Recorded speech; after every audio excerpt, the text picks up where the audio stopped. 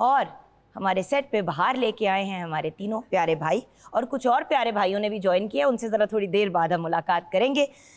علامہ صاحب پلیز مجھے یہ بتائیے کہ نبی پاک صلی اللہ علیہ وسلم کے اعمال، انہوں نے جو باتیں کہیں، جو گائیڈنس دی، اس میں ہمیں کیا انڈیکیشنز ملتی ہیں خسارے سے بچنے کی؟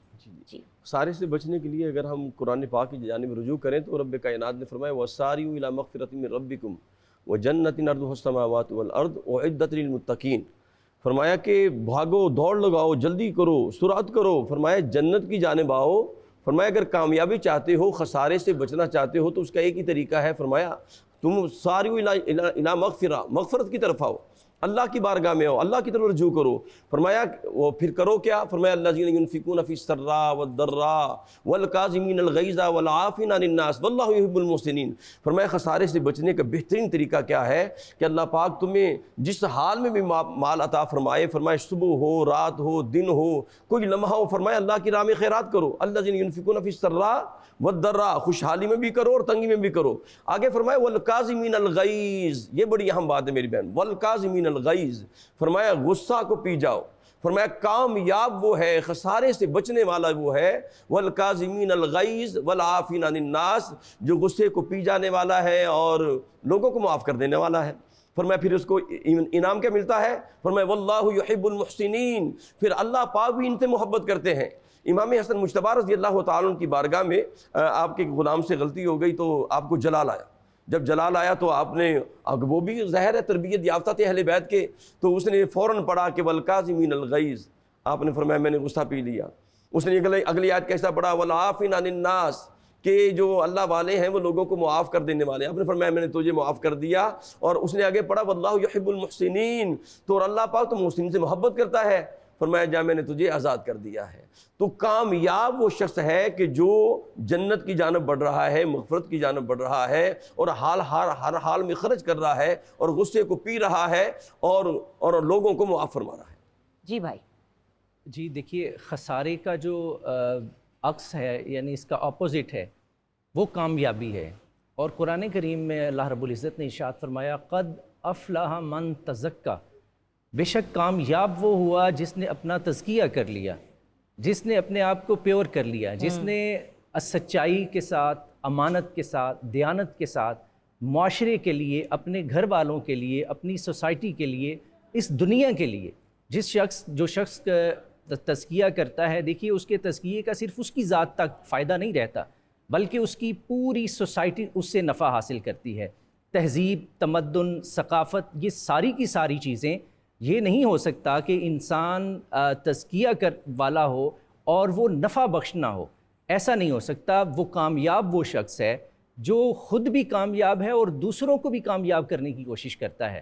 جو ناکام ہوتا ہے اس کو ساری دنیا ناکام نظر آتی ہے، لیکن جو کامیاب ہے اس کی یہ کوشش ہوتی ہے کہ میری ذات سے معاشرے کو اگر کم از کم نفع نہیں پہنچ رہا تو نقصان بھی نہیں پہنچنا چاہیے۔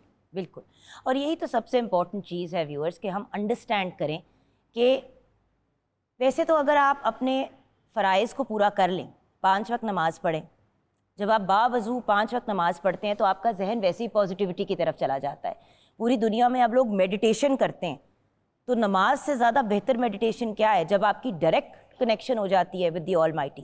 ایک بات ہو گئی، آپ روزے رکھیں گے، آپ میں احساس آتا ہے دوسروں کا، بھوکے ان لوگوں کا جو بھوکے پیاسے پورا سال گزارتے ہیں۔ سو دا پوائنٹ از بیسک فرائض۔ آپ توحید کا کانسیپٹ انڈرسٹینڈ کر لیں۔ اگر آپ کی اللہ اتنی اچھی قسمت کرے کہ آپ حج پہ جاتے ہیں، وہاں پہ بھی جا کے آپ اپنی روح کو کلینز کرتے ہیں۔ سو بات یہ ہے کہ جب آلریڈی اتنی انٹرنل آپ کی صفائی کرنے کے طریقے آپ کو بتائے گئے ہیں جو آپ کے فرائض کا حصہ ہے، بار بار ہم ایک ہی بات کرتے ہیں، اللہ تعالیٰ کو ہماری نمازوں کی نہیں ضرورت، ہمیں ان نمازوں کی ضرورت ہے جو ہم سکپ کرتے ہیں۔ سو دا پوائنٹ از آنیسٹی کے ساتھ، سنسیئرٹی کے ساتھ کچھ بھی کام کریں گے تو اللہ تعالیٰ کامیابی دے گا۔ آج کے ٹاپک کو کلوز کریں گے ہم بریک کے بعد، لیکن بریک میں جانے سے پہلے انٹروڈکشن کرانا چاہوں گی ہمارے بہت ہی پیارے بھائی افضل علی خان کبال، اور ان کا گروپ ہمارے ساتھ ہے۔ اور اب بڑھتے ہیں اپنے آڈینس کے سوالات کی طرف، جن سے ہم اپنے اس سیگمنٹ کو کنکلوڈ بھی کریں گے۔ تو دریا کا ملتان سے سوال ہے علی بھائی، قرآن کہتا ہے مومن وہ ہے جو حق کے ساتھ کھڑا ہو۔ اگر ہم جانتے ہوں کہ فلاں حق پہ ہے مگر پھر بھی اس کی سپورٹ نہ کریں تو کیا ہم مومن رہیں گے؟ مومن تو رہیں گے اوکھا لیکن ترین سوال پوچھا ہے. کامل مومن نہیں رہیں گے. دیکھیں نا، آپ اس منظر کو اٹھا کے اگر 2-3 منظر آپ کے سامنے میں رکھوں، آپ بدر، ابھی ہم نے میدان بدر میں پروگرام کیا تھا 17 رمضان کو غزوہ بدر کا، تو آپ اس میں رکھیں، اگر آپ کو پتہ ہو جو حق پہ آپ اہل حق کے ساتھ نہیں رہے تو کیا مومن رہیں گے؟ پھر آپ اسی تصور کو اٹھا کے کربلا میں لے جائیں، آپ کو پتہ ہو صحیح کون ہے اور غلط کون ہے اور آپ صحیح طرف نہ کھڑے ہوں تو کیا مومن رہیں گے؟ تو مومن نے اپنا مومن ہونا کیسے دکھانا ہے؟ صحیح طرف جا کے ہی تو دکھانا ہے. مومن نے اپنا مومن ہونا اعلان کر کے نہیں دکھانا، نمازیں پڑھ کے نہیں دکھانا، روزے رکھ کے نہیں دکھانا. جب موقع آئے گا کہ حق اور باطل میں فرق ہوگا تو اس نے صحیح طرف کھڑے ہو کے دکھانا ہے کہ لو جی میں اہل ایمان کے ساتھ کھڑا ہوں اور میں اس بات کی فکر نہیں کر رہا کہ ادھر کھڑے ہونے میں مجھے کتنے بڑے نقصان کا یا کتنے بڑے کسی مفاد کا قربان کرنے کا اندیشہ ہے. مومن ہمیشہ حق کے ساتھ کھڑا ہوتا ہے. اور جو ہمارا آج کا موضوع ہے اور جو سورۃ العصر ہے اس میں یہ مومن کی پہچان بتائی گئی ہے کہ وہ اہل حق کے ساتھ کھڑا ہوتا ہے. کیا آپ نے اچھی بات کی، کیونکہ علی کا سرگودا سے جو سوال ہے، علی نے یہ پوچھا ہے کہ سورۃ العصر میں صبر کا کہا گیا ہے، یہ کون سے صبر کی مراد ہے؟ رحمہ صاحب، صبر بھی تو بہت قسم کے ہوتے ہیں نا. بہت قسمیں ہیں، لیکن میں جو صبر پہ جو اجر ہے بڑی خوبصورت بات میں عرض کرتا ہوں کہ صبر کا جو رتبہ ہے ہر عمل پہ ثواب ملتا ہے. قرآن نے کہا من جاء بالحسنۃ فلہ عشر امثالھا، ایک نیکی کرو گے 10 گنا اجر ملے گا. پھر قرآن نے کہا مثل الذین ينفقون اموالهم فی سبیل اللہ کمثل حبۃ انبتت سبع سنابل فی کل سنبلۃ مئۃ حبہ، ایک کے بدلے 700 گنا ملے گا. لیکن اجر جو صبر کا ہے اجر کتنا بڑا ہے آپ اندازہ کریں. فرمایا کہ سب کے لیے، کسی کے لیے جنت الماوا ہے، کسی کے لیے جنت الفردوس ہے، کسی کے لیے 1,00,000 گنا 1,000 گنا، واللہ یضاعف لمن یشاء. فرمایا صبر والے کے لیے خود رب کائنات ہے، ان اللہ مع الصابرین. یعنی اللہ پاک جو فرماتے ہیں کہ ہر ایک کے لیے جنت ہے اور صبر والے کے لیے جنت والا ہے.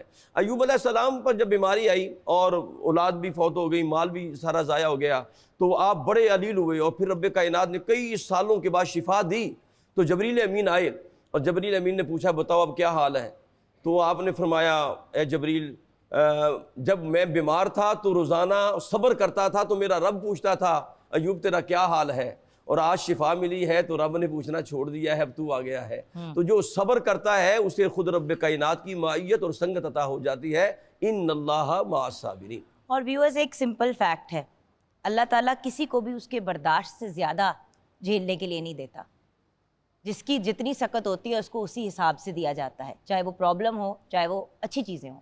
تو انسان کو کوشش کرنی چاہیے کہ جتنا پازیٹیو رہ سکتا ہے رہے.